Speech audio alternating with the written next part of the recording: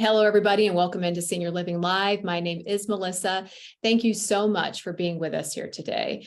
This webinar will center around age-related hearing loss and the side effects that can happen well beyond that.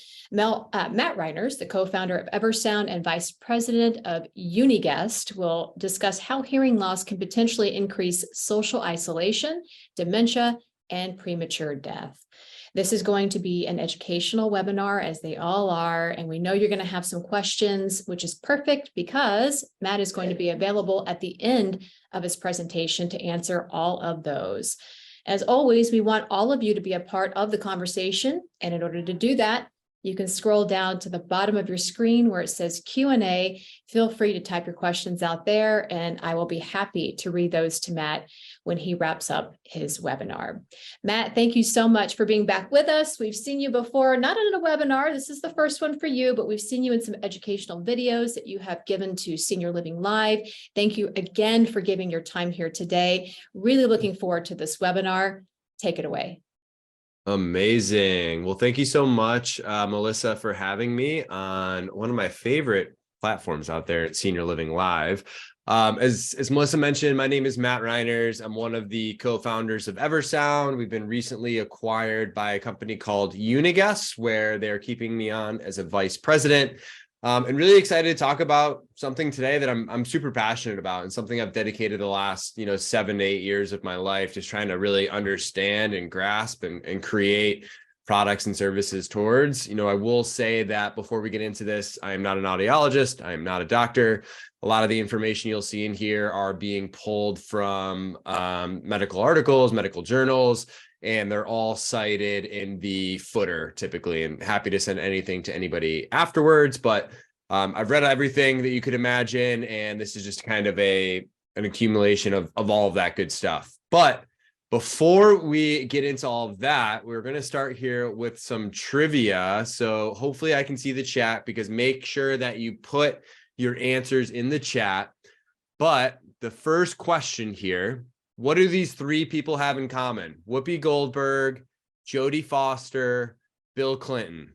And I'll say, as you're thinking and writing into the chat, a resident did once give us a great answer that they're all Democrat, but that is not the answer we are looking for today. So if you have an answer, feel free to put it in the chat.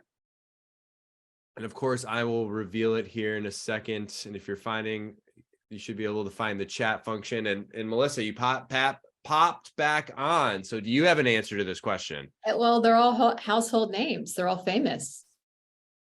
Technically correct, but not the answer I'm looking for. That's what I thought. But hey, I got half the answer right. Anybody else? All right. Now I'm dying to know. What is the answer, Matt? So they're all living with some form of hearing loss, which is big surprise, a presentation on hearing loss. Hearing loss is actually a very common issue, with 16% of all adults in the US reporting some form of hearing loss. Noise exposure over time can be a sign of a life well lived. So when you start taking into account age, as is normal, the rates of hearing loss increase. And almost half the adults in the US over the age of 70 are experiencing some form of hearing loss. So next trivia question here. Ears not only help you hear, they also help with balance. And we're just got a note, Melissa, about chat being disabled. Is that something can change on our end? So that might be a thing. Why don't we all go to the Q&A? So the Q&A option at the bottom of your screen, let's go there instead. Chat is disabled. Forgot to tell you guys that at the beginning. So let's hold off on answers so that we can see if we can get some people to participate on this. Good. I will give what I think the answer is, but don't give us the answer yet, Matt. I think that this is true, that it does help with balance. I could be wrong. Let's see, we've got somebody in the Q&A. Oh, she mentioned that the chat is disabled, Lauren. Anybody else with some answers to this? Oh. So Michelle says is true. So Matt, we got two trues now. And another, well, you guys also true. Also true. Well, you guys are smart, because the answer is true. So hearing does impact our balance. When the inner ear is not functioning correctly, the brain receives nerve impulses that are no longer equal, causing it to perceive this as information as distorted or off balance. And did you actually know that someone with untreated hearing loss is actually 3 times more likely to fall, which is something we'll talk about here in a second. The next question, and I think I've got 2 more of these. True or false, your ears impact your sense of touch? Okay, while we wait for the answers to come into the Q&A box, I'm going to say false, but I've never heard this before, or a connection between the two. So let's see what we've got. We've got Lauren says false as well. So we've got 2 false, myself and her. Let's see. We've also got Michelle says true. So now we're split. Okay. What do you got there, Matt? So actually the answer to this is generally false. And this is one of the gotcha questions. But what is true, however, is that our hearing can impact our taste. So our ears impact our taste because of a nerve that connects your taste buds to your brain by navigating through the middle ear. Not only are your ears incredibly important for tasting food, but what you're listening to can also change your food's flavor. For example, research has shown that white noise can dull saltiness, but enhance crunchiness, which is wild. And then my last question, or I think I got 2 more. Sorry, I lied before. But a concert can damage your hearing just after several minutes. True or false? I'm going to go with yes on this, as someone who is around loud noises and airplane engines. And we, when we go to our doctors or AMEs, they tell us to, try to protect our hearing. So I'm going to go, and I know that a lot of rockers, right, from rock and roll bands have hearing loss as they age. So let's look at the answers. Lauren says true. Michelle says true again. I'm going with true. So I think that's what we've got across the board. You guys have done your research coming into this. I love to see it. So this is true. As mentioned before, Whoopi and Bill both have hearing loss supposedly related to really loud music. Noise-induced hearing loss can happen even after a single exposure to very loud music, because the loud noises really harm some of those smaller hair cells in the inner ear that receive auditory signals and interpret them as sounds. Thankfully, for the majority of the noise-induced hearing loss they suffer after a single exposure to loud concert music is not permanent and goes away after a day or so. But repeated exposure to loud noise can cause damage to become permanent. A rock concert at which the noise level is commonly in the range of 115 decibels is 10 times louder than normal speech, which is 65. Yeah. And it's like standing next to a jet engine. So that's where we start to see hearing loss, especially for those, that were in the war or working around machinery for a long period of time. And then my last question here, almost half of the adults in US over 70 experience some form of hearing loss. True or false? I think based on the fact that we sort of take our hearing for granted, right? So we don't really think about how noises and things affect our hearing, and we just continue to be around those things. I'm going to go with yes, that probably is true. So anybody else? Let's see. We've got. I jumped to it. I jumped to it too fast, but you're right, Melissa. 100%. You did great. You get a gold star. Our panel, all of our viewers get the gold star too, because they've been. That's true. That's true. Yeah. So this one's absolutely true. We discussed the physical impacts of untreated hearing loss, which includes falls and other comorbidities that we'll get to. But, as you might have seen around people, older loved ones, or even yourself, this is really true, because, what the numbers actually say is, age-related hearing loss has grown significantly over the past several years. It is among the top 3 most common conditions affecting older adults after heart disease and arthritis. And also there's the 5th leading cause of years lived with a disability. As the population ages, the incidence of age-related hearing loss will also increase, as seen as from this graph from Goman and Lin. And according to this graph, over half of those in 70 to 79 age range have significant hearing loss, and 80% of those over the age of 80 have some sort of hearing loss as well. And we're defining significant hearing loss as pure tone thresholds in the better ear of greater than 25 decibels. As a reference, hearing thresholds from 0 to 25 are considered normal. And as you can tell too, looking at this, mild loss is indicated in blue and moderate hearing loss is indicated in orange. The degree of hearing loss worsens as well as the prevalence as we age, which is likely to increase the detrimental effect of hearing loss on day-to-day communication. Because, I think when you can't hear, right, you cannot enjoy connections with people, hear the beautiful music, listen to the sounds of nature, hear your grandkids practice the violin. Your world really gets smaller, right? And Helen Keller is known for stating that with blindness, a person loses their connection with things, but with deafness really cuts us off from people and that social component to it. And I think a lot of people's first thought is, well, if someone can't hear, let's get them a hearing aid. But on the flip side, the number of people that are actually wearing hearing aids is about 1 in 5. There's many reasons for this, right? But a couple of simple ways to think about it is the cost, the quality, and really the usage. As we tend to get older, we're lacking that manual dexterity in our hands, and really prevents us from using some of those small buttons. I think one thing that's not noted here that I think is definitely true is also the stigma associated around it. I like to compare it to eyeglasses, glasses of some sort. It helps us to live a better quality of life. But, I hear it time and time again. I saw it even with my own grandmother, which I'll share her story here in a little bit. She did not want to wear hearing aids based on the way that it made her look. And it's unfortunate because, hearing loss is one of those things that the majority of people are experiencing. And even, the minority of people are actually taking the proactive measures to help with that.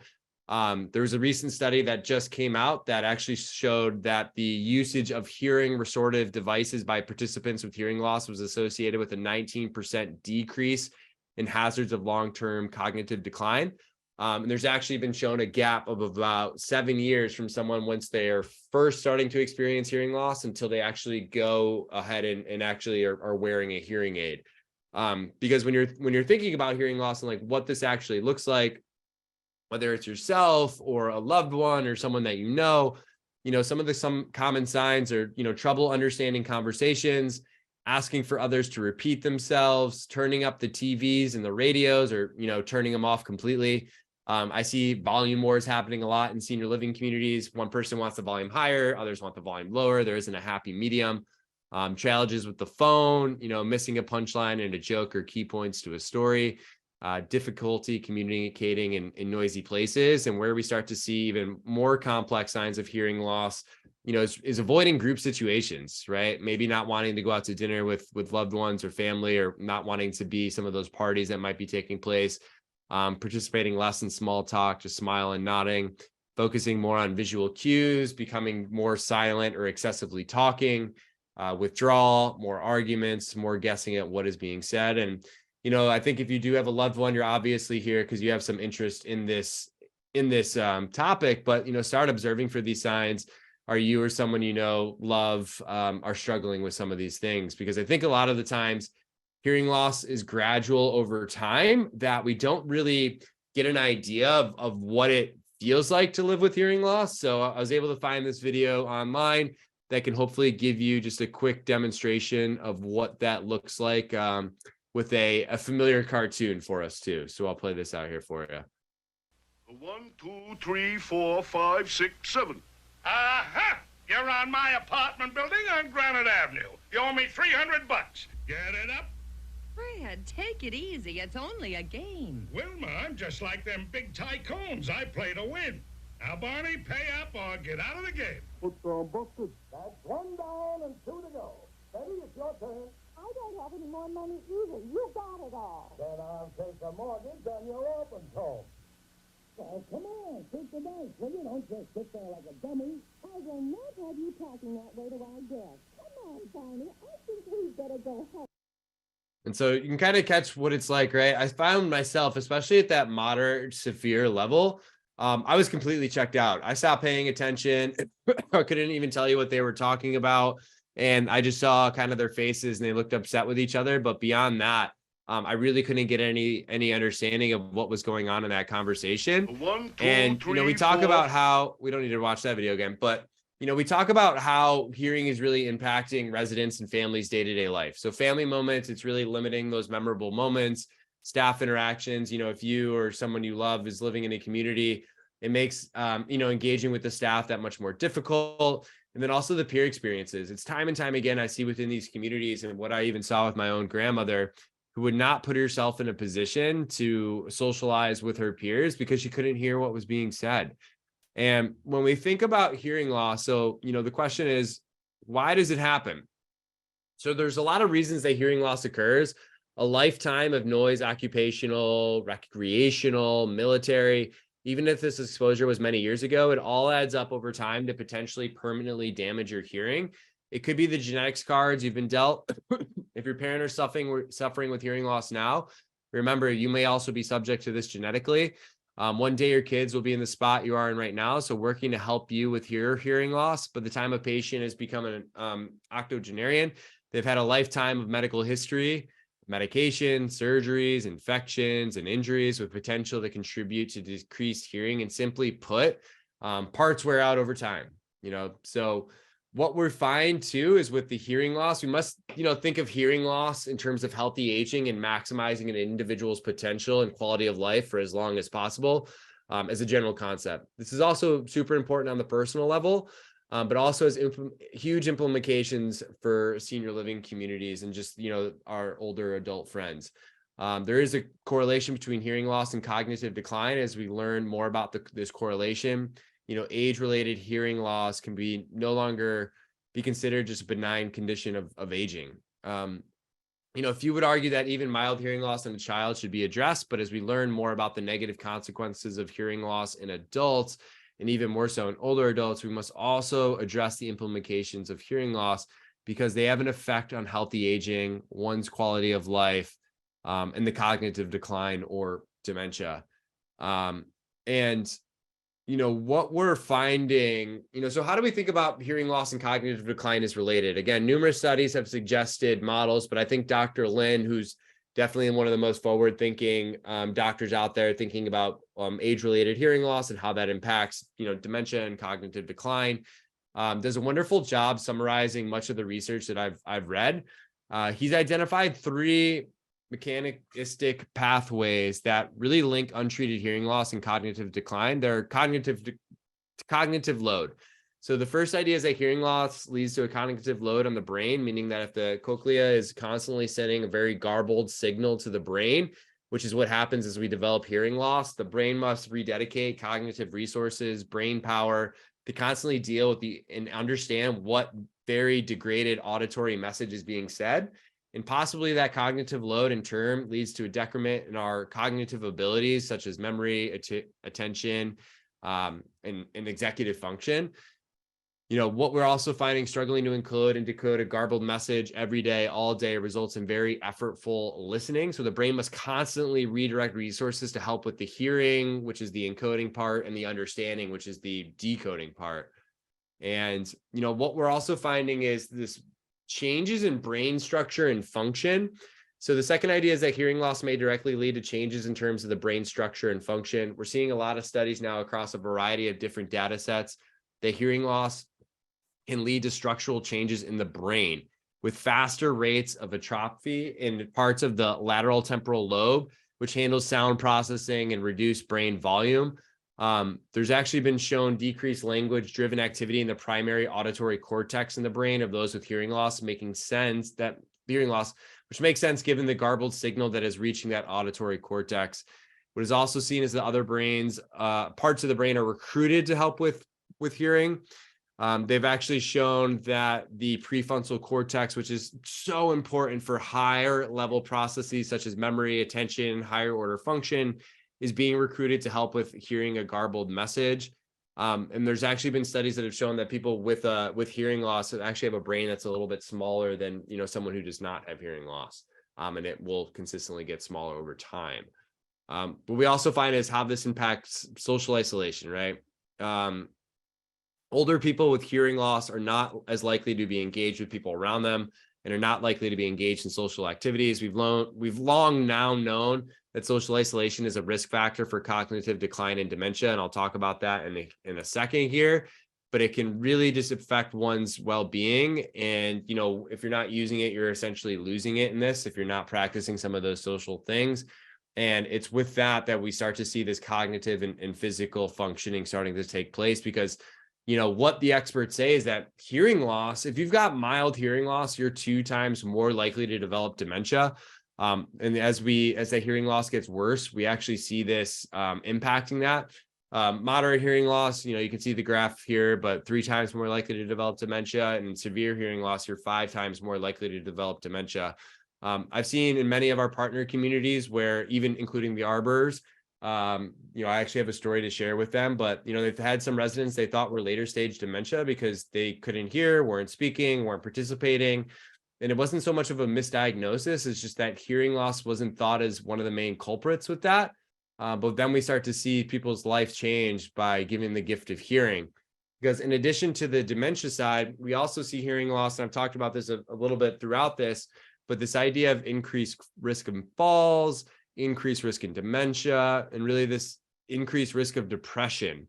And, of course, the increased isolation, because, what experts, and when I think of social isolation, I think that's a symptom of hearing loss, right? If you can't hear, you're no longer likely to participate, no longer likely to put yourself in situations.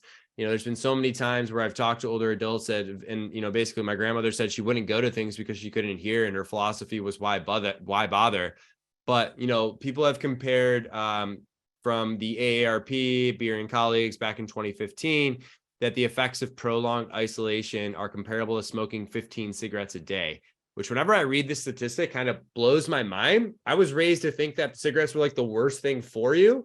But how social isolation can really take its toll. And I think, the pandemic definitely put a spotlight on how isolation was hurting people within communities today. Because when we think about some of the health risk, and it's hard to measure social isolation and loneliness precisely. These are 2 words I've seen kind of used interchangeably. There's a strong evidence that many adults age 50 and older are socially isolated or lonely in ways that put their health at risk. Recent studies have found that social isolation significantly increased a person's risk of premature death from all causes, a risk that may rival those of smoking, obesity, and physical inactivity. Social isolation was also associated with a 50% increased risk in dementia. Poor social relationships characterized by social isolation or loneliness was associated with a 29% increased risk of heart disease and a 32% increased risk of stroke. Loneliness was associated with higher rates of depression, anxiety, and suicide.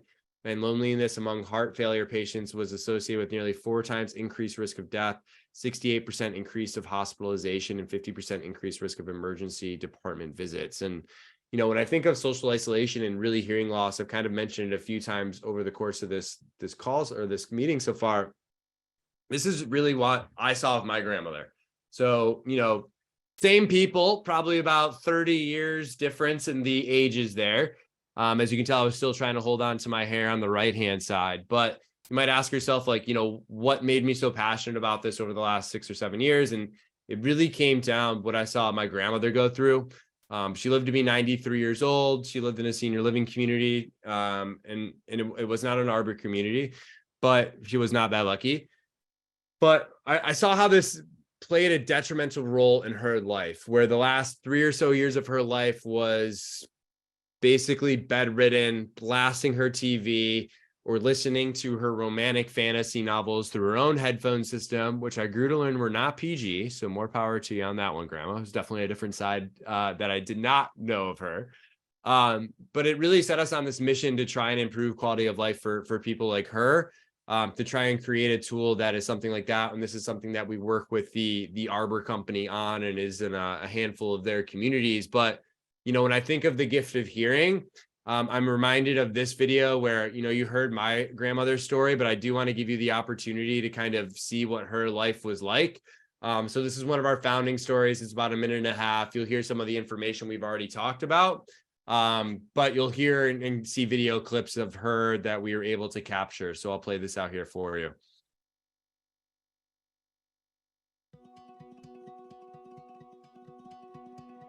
Hi everyone, my name is Matt Reiners. I'm one of the co-founders of Eversound, and we're dedicated to improving the quality of life for older adults.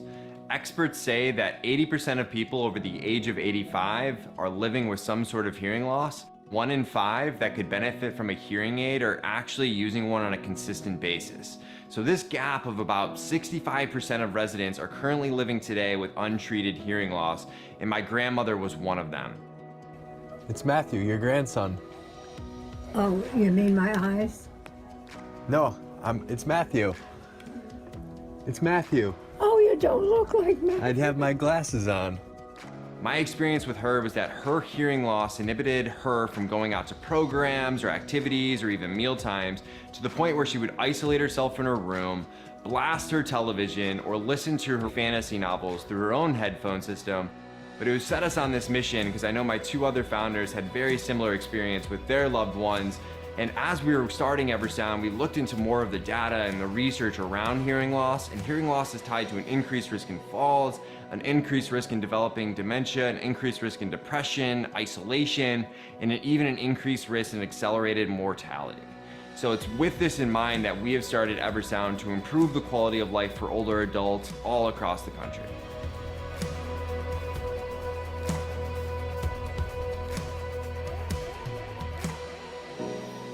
And so, and just want to share too, like, I'm not trying to sell you guys anything. We work with senior living communities directly. So, are grateful in working with the Arbor Company in some of their communities to do just that. But want to continue to show you like what that actually can look like.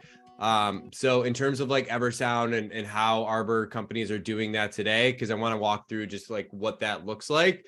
So basically you can plug in any audio source into a transmitter. It then plays to all the headphones simultaneously. Each headphone you can turn up or turn down. The range is about 250 feet, connects without Wi-Fi or cellular service. And then they are hearing aid friendly as well.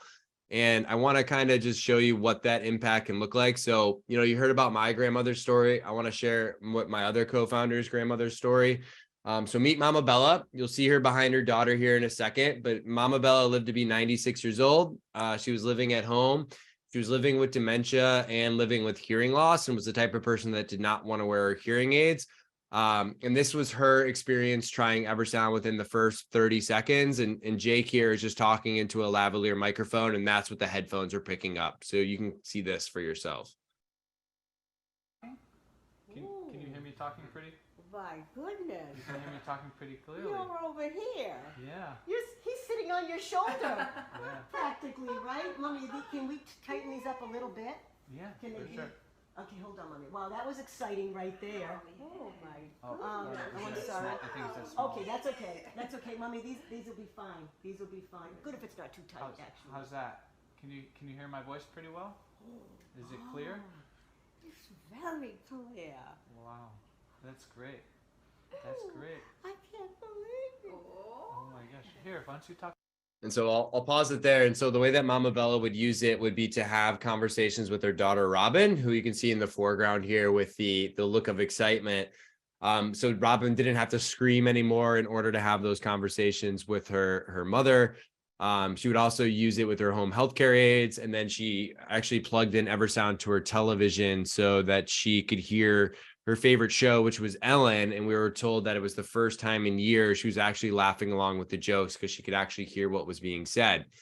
And I'll continue on here. And so, when we think about the Senior Living Live and our partnership with the Arbor Company, they're one of those forward-thinking companies that have got this implemented into their communities. I want to share a story with you from Chris Frankel, and I apologize, Chris, I think I need to update your title on this, but she talks about one of their families using Eversound for a visit during the pandemic. So I'll play this out here for you.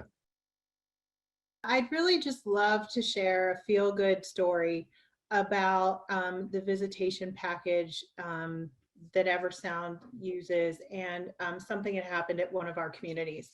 So we had a resident who lives in one of our communities who is close to end-stage dementia, and she hasn't had visits over the past, even before the pandemic, haven't been overly functional because she wasn't able to really communicate and respond. And so after the pandemic started and the family started to come visit her, one day they decided to put the Eversound system on her so that she could hear the conversation of what her family was saying to her. And the resident actually spoke back to her family. And it's one of those feelings that if that doesn't give you goosebumps or chills, nothing will. Like, what an impactful moment for everybody involved, that she was able to hear her family talking with her and she was actually able to respond. So it truly is a wonderful, wonderful program. And so we heard from Chris and kind of her story. And, you know, I definitely get goosebumps whenever I hear that, just to kind of think of, you know, the position of, you know, the patriarch or matriarch of your family was nonverbal. And then to use a simple piece of technology in order to have a conversation again, probably something you thought you couldn't have again. You know, it's all about creating those moments, and we refer to these as ever moments. I define an ever moment as a moment of positivity, a moment of love, a moment of connection, and find that that's what it's all about. And as we talk about those moments, I want to share another story coming out of our friends at the Arbor Company, where the resident in the beginning might be my favorite testimonial, but I'll let him play it out here for you. Hi, I'm Alan, and I live in Arbor Terrace. And the one thing that makes me really happy is I have the use of Eversound, the earphones that help me see and help me listen well and dance better, because I can hear the music and I can also adjust each one of the ears. I love them and I'll keep on using them as long as they'll let me do it. Thank you. Hi, my name is Mia and I'm an engagement coordinator here at Arbor Terrace, Whitechapel. And what really sets Arbor apart from other companies and places is its dedication to create deep connections with our residents and really get to know them on a personal level and incorporate that into all of our activities we do daily, as well as the training that staff is given and our commitment to really just constantly be the best we can for our residents. Eversound has completely changed the way that our residents are able to participate in all of our activities, from exercise to trivia.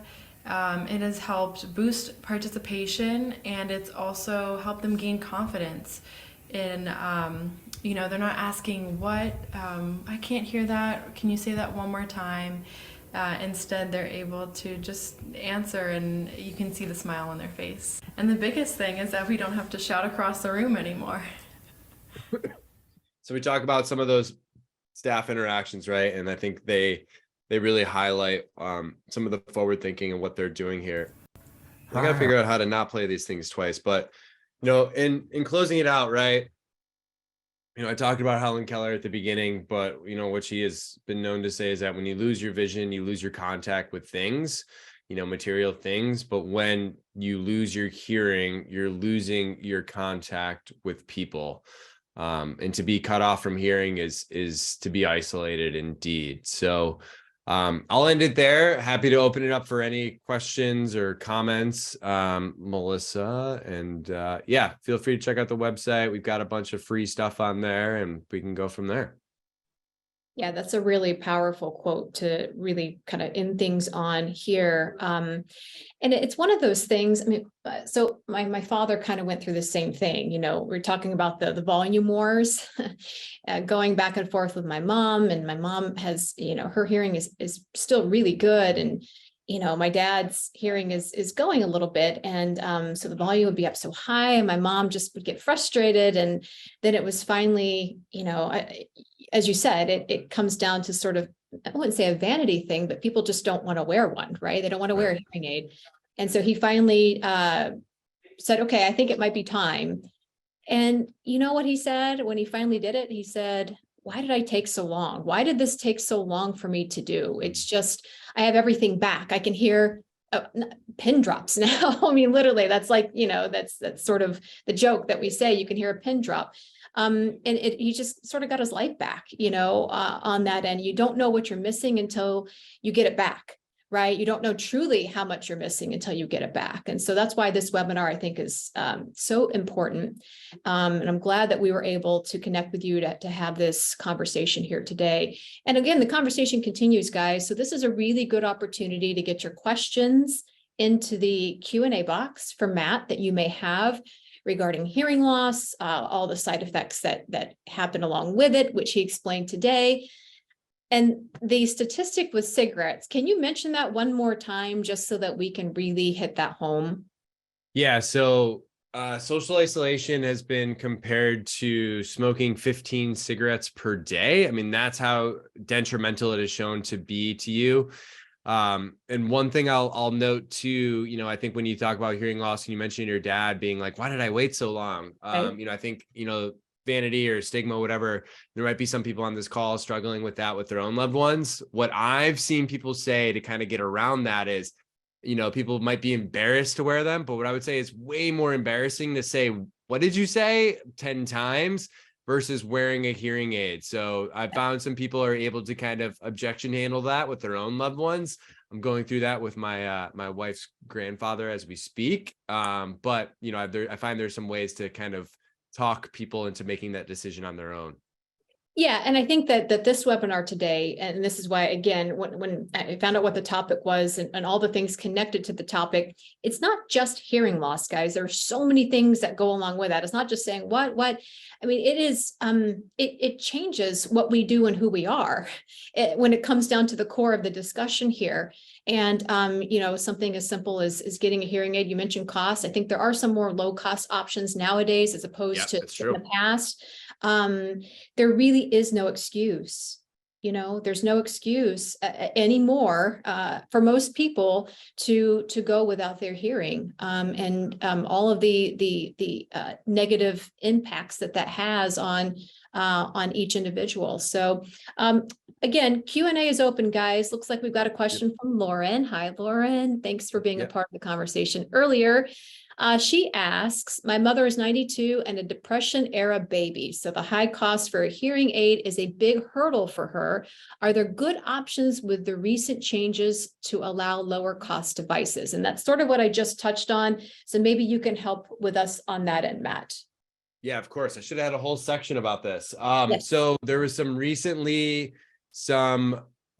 laws passed around over-the-counter hearing aids where, you can go to the Costco's of the world. There's some other places. There's definitely companies like Bose that are trying to come out with their own that are trying to get some of these other hearing options on the market. Those would be ranging from anywhere from like a couple $100 to, 1,500 or so. I do think the technology's got a little bit of a ways to go just because it was kind of dropped all of a sudden. And now all these technology companies are trying to build something for that.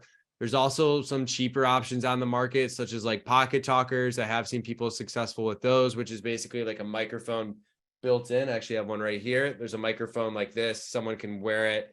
And then they would plug in headphones into that. So that could pick up some of the sound. I think this is like $80 on Amazon, I want to say. Nice. So there are some opportunities to seek that and really try and do that because, yeah, I mean, it's what you'll find with over-the-counter hearing aids. What you'll see is that if someone has got mild hearing loss, you can go and get those and usually can set them up on your own. But if you've got moderate, severe, you're still going to have to see an audiologist to get a prescription.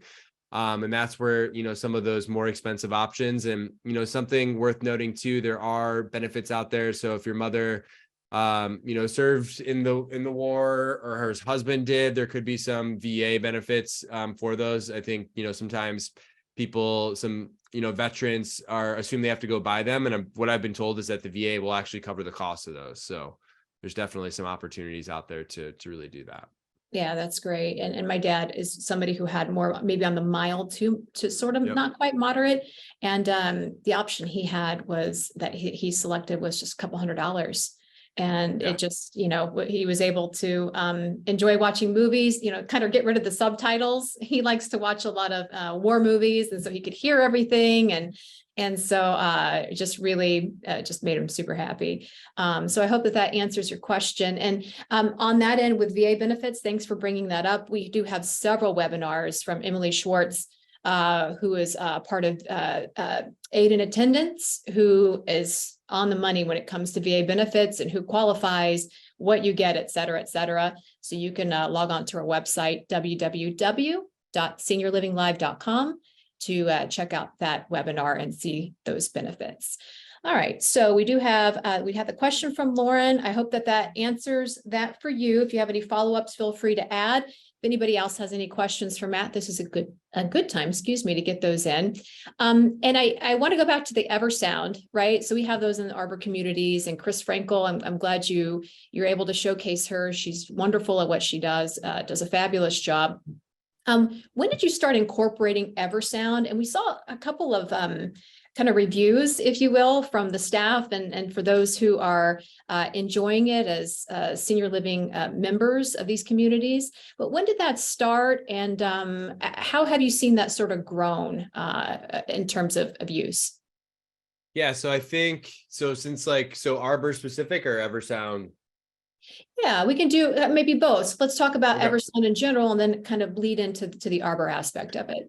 Cool. Yeah. So Eversound started probably about 2015, 2016 with the idea of helping people to hear better in group programming. So worship services, bingo, resident council meetings, you name it. And how we've kind of seen it evolve and with the technology evolve is it's definitely still helping there and seeing some like awesome stories. But then we're starting to see people use it for family visits, seeing people use it if they're going and touring a community because they can actually hear what's being said.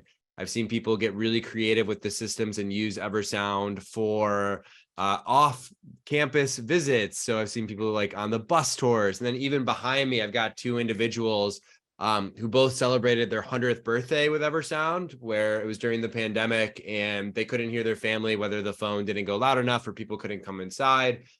So over this shoulder is Miss Josie, who celebrated her 100th birthday. You can see her family in the window there, was able to use Eversound for that. And then I've got Mr. Clyde behind me, who did a car parade as people were going through. An Arbor company, we started working together late 2019 after meeting Chris Frankel at a conference, and she was really excited and, knew other problems that people were facing. And then it was the beginning of like 2020 where, we got Eversound into all of Arbor communities, and, it's been a great partnership ever since then. And then it looks like we got another question. Yeah, it was super impactful during the pandemic. I mean, it just couldn't have really happened at a better time in terms of use, right? Everybody was really getting max use out of the Eversound equipment. So Michelle wants to know, can you please help with some gentle and specific verbiage to encourage stubborn and prideful parents? I hear that, Michelle, with obvious hearing loss, asking for a friend. Ha ha ha. Yeah, we're all those friends for all of us with parents who are heading into senior territory. So go ahead, Matt. Well, I'd be curious for you. I mean, you experienced this with your own dad, and he kind of came back and said that he wished he had did it earlier. I'm just wondering, like, how you navigated that with your own father. Well, that was more my mother navigating more than anything. Okay. It's one of those things where when you're a child and your parent has hearing loss and it's obvious, you don't want to say anything, especially when it's your father, that he's, full of pride. You don't want to say anything. You don't want to point out the obvious, that, hey, dad, you're kind of getting up there in age. Nobody wants to hear that. And the last thing you want to do is sort of bring your parent down, right? Especially when mom's taking care of that end. And so you have to really walk that fine balance. And I'm assuming that may be the case here with Michelle. How do you point this out to people when, as a child, it feels almost wrong to sort of point out issues that your parent may or may not be having because of age. So it was difficult for me. And so, really leaned on mom to sort of handle that and take care of it. And it was just time. I think my dad just got to a point where he's like, you know what, maybe this is a problem for me. Let me see what options are out there. But it's like, how do you bridge that gap to get them to that point? And I guess that's what Michelle would like to know. Yeah. And so what I've seen, it's, and of course, everybody's a little bit different, your parent best and what could potentially get them over the edge. But based on what I'm seeing, so what I typically like to do if I'm in communities and people tell me that they can hear fine, is basically one of three ways. So one is like, I kind of mentioned it before, is comparing it to eyeglasses. And if they are wearing glasses, being like, you wear glasses, like what's the reason for that? To help better see. Okay, well, if we can acknowledge that, then we can acknowledge that a hearing aid is to help you better hear, and kind of framing it as more of a tool to help you live a better life because what you can say too is like hearing loss is a sign of a life well lived, right? And like using tools to help that versus something being broken. I think the other comment that I said earlier around the idea of, what's more embarrassing, wearing a hearing aid or asking, what did you say 12 times, and not putting yourselves in socialization opportunities. I find that's another way. And then 3, what I've seen too, especially in communities. So if I were to approach my friend Melissa and be like, Melissa, I know you can't hear, you should try this. Melissa will say, I can hear fine, get that thing away from me. But if you were to approach it more of an angle of, hey, Melissa, I trust your opinion. I know you like to do cool things. I know your grandkids really like to use headphones. Try these out and let me know what you think. And what we see too is when we can almost frame the piece of technology as being more of, getting your feedback and something innovative versus you're broken and let's fix that. I do find that helps with implementation and adoption for that. So, but I think too, you mentioned stubborn and prideful is kind of identifying like the core reason or why that is. Maybe they had a bad experience or knew somebody with it and they had a negative perception of them in their own minds. But it's, there's a couple of different ways you can approach it. And I'm sure too, if you Google like best way to have this conversation with my parent, there's probably way better experts that have kind of shared some of their best practices too. I think you gave some great examples though, it's just maybe in the way that you approach it. And as you were talking, I was thinking to myself, wow, I could have done that with my dad. That way sounds much better than dad, why, you can't hear, why don't we look into some options for you? You don't want to address what's broken. And I just like the way that you really sort of maneuvered around that to being helpful, or eliciting feedback, which is way different than telling somebody that something is wrong with them that they may already know is wrong with them. And some people may not. I think hearing loss becomes a gradual thing, correct? So, you may just start to lose it over time and not even realize it. Exactly. So yeah, so we look at that graph, right? As we tend to get older, that's where we start to see. So it's something that happens over time. They're usually, there's definitely situations where maybe like a one-time thing, right? Like when but what we saw is that typically will come back from like the noise induced, but the constant exposure. And that's what we see is that, it kind of is gradual over time and then you hear the stories of people wearing hearing aids for the first time being like, I forgot the birds chirped and like we're so loud and that's where we start to see those really cool experiences taking place. Yeah. I think one thing that my dad mentioned is that he could hear the birds, as you mentioned, and he could hear just like the air conditioner. Some things that are so simple that are just sort of in the background that are so sort of muffled and kind of quiet, but he could hear those things again. And it was just like, oh my God, these things are happening in my house. And I forgot that they were happening pretty much all the time, every day, because they couldn't hear it. And they're not things that you see, you just hear them.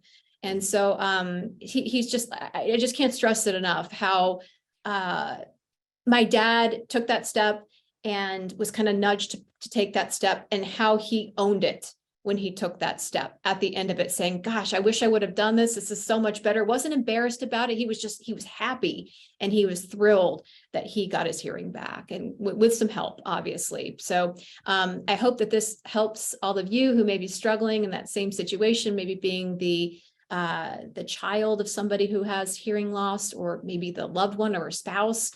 It's difficult. It's a tough conversation, but I think that those are some great ways that you can open up that conversation in a positive way. So thanks for that, Matt. Matt, looks like we are winding down here. We've got a couple more minutes to the top of the hour. I love your examples about your grandmother. And I find that when we have people on our webinars who are lending their knowledge about senior living in some way, shape, or form, they always have a story, right? They always have something that impacted them. And that is the reason why they are in front of our viewers on that particular day. And Michelle says, thank you very much. Is there any other stories or anything else you would like to share about this topic that you think may be that sort of, final drive to push somebody to seek out some options to better their hearing? Yeah, I think, if there is just one final thought, it's it's this idea, I continue to see it happening in senior living communities across the country where, people think, they put on programs, they put on events, they put on different things going on, and people aren't showing up. And I remember there was one community specifically where they had used Eversound for one of the programs, and one of the residents came up and said, "This is so great. Are we going to be using this at resident council meeting?" And the staff went on to say, "Well, yes, we are, but you don't ever come. We didn't think you liked it." She's like, "It's not that I don't like it. It's just that I can't hear what's being said." And, and then they started using it, and she started showing up and could actually be a part of her community again. And I think if there's one other final story, I was at a community once where they were using Eversound, and one of their residents came up to me. And her first words to me were, "I have a new name for your company." And I'm like, "Oh crap, where's this going?" Because everyone's brutally honest. And she goes on to say Heaven for Hearing, and said that, she ran a brain fitness class that her peers would either not come to, or they would come to and get very frustrated and leave because they couldn't hear what was being said. But then they started using Eversound, and that's where she basically said it helped them become a community again, and that they had more people coming out, people staying throughout the duration, and that these conversations would take place over the course of the day. So it was really helping to socialize people. And that's where we start to see some of these really just positive qualities of life taking place is through the gift of hearing. Yeah. And I can't think of something more impactful than, as you said, the gift of hearing. That is, it's like a switch. You turn it off and you turn it on, and it's just like the world opened back up for you. And in so many ways, as you mentioned, with just people in general, sounds, music. Listen to that wonderful gentleman, I believe his name was Alan, at the community, who talked about being able to dance because he could hear the music. I mean, just the simple joys that we have in life that you're able to recapture just by seeking a little help. So, well, Matt, awesome webinar, super informative, as I knew it would be. This unfortunately isn't a topic we really have touched on. So I'm really glad that you could add this to our list of webinars that can be shared and hopefully impact our viewers in a positive way. Really good stuff. Thank you so much for being here today. Thanks for having me, Melissa. It's always a pleasure and an honor. Yeah, thank you. And for our viewers, I hope you were able to take something away from this webinar that could potentially help yourself, friends, family members. You will receive a link to this webinar tomorrow in the email you use to RSVP for today's presentation. Also, I think we had something come in at the end. Lauren just says, thank you. Lauren, who is also a part of our conversation today and a part of our chat. Thank you. And for those of you who maybe don't want to wait for this link to come through, okay, you want to go check out VA benefits, aid and attendance, which we talked about, head on over to our website. It's www.seniorlivinglive.com. You can watch all of our webinars and all of our video content all about senior living on demand 24/7. And the best part, as I always say, is it is free.